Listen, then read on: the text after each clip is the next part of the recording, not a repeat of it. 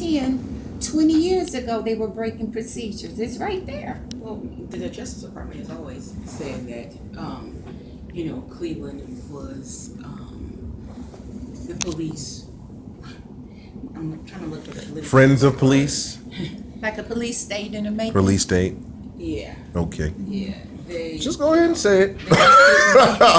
they were just cowboys. They were just out here gung ho, just doing whatever. Thinking that nobody was watching.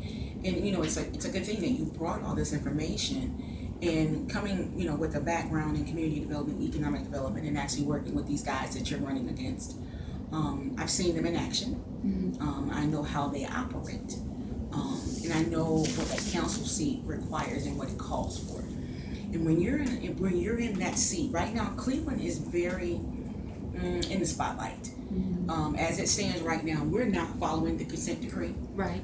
The Cleveland Police Commission, they can't even get themselves together. It's always something going on. We haven't heard anything from them at all. At least I haven't. But it's just, you want to bring about the change that we so need and that we so desire in our communities. But I think it's bigger than that. Yes. In the grand scheme of things, what do you feel? And I know you gave your qualifications, but if I was a resident of Ward 10, what could you say to me that would make me want to vote for you and support you? Because all this is good, but at the end of the day, I want to know, what's the redevelopment plan? Okay.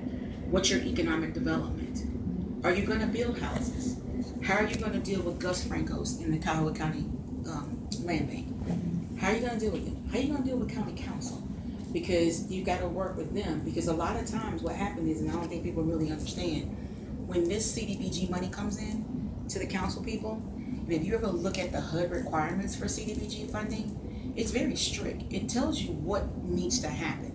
I can say that those funds have not been allocated according to HUD guidelines. Well, first of all, the D in HUD does not stand for demolish. It stands for development. There have been $70 million within the last 12 years spent on just tearing down houses, and nothing has really been done to really uplift or renovate. I want to renovate the ones that can be renovated, the ones that need to be torn down, tear them down. Now, the ones that's renovated, we have quite a few young couples maybe that are just got married or single mothers with young children. They can't afford a big house note.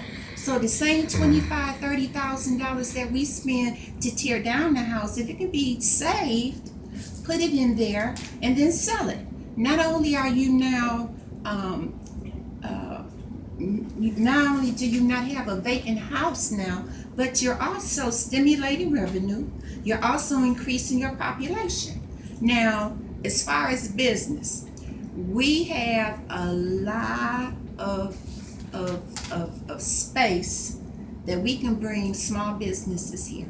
What type of small business? Right. Well, type. for starters, where the old Social Security office was, I like to put a motor vehicle place in there.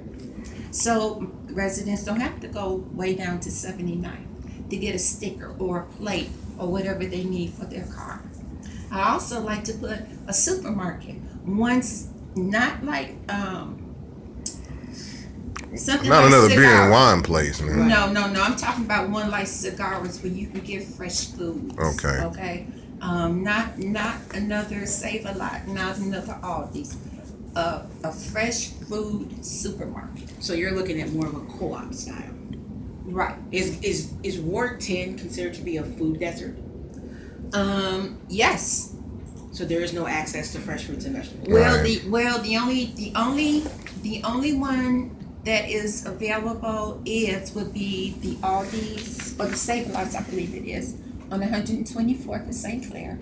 Doesn't qualify. And that doesn't qualify. Right. So we don't have one. So yeah, it's a food desert. So Yes. you need to look at maybe possibly a co-op being started in Ward 10.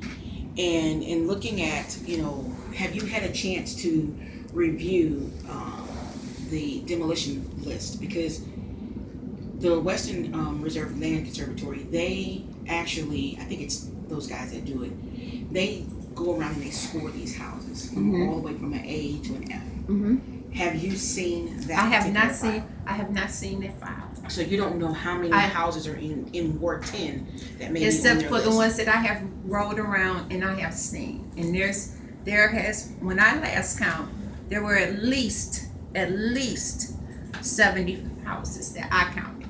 Wow. Because there's dollars that Okay. are allocated for each ward to demolish properties. Right. Because there was that $50 million bond that was passed back in 2014. Right. Which in that bond, County Council Pernell Jones and I, we kind of went round and around about that because I questioned him on the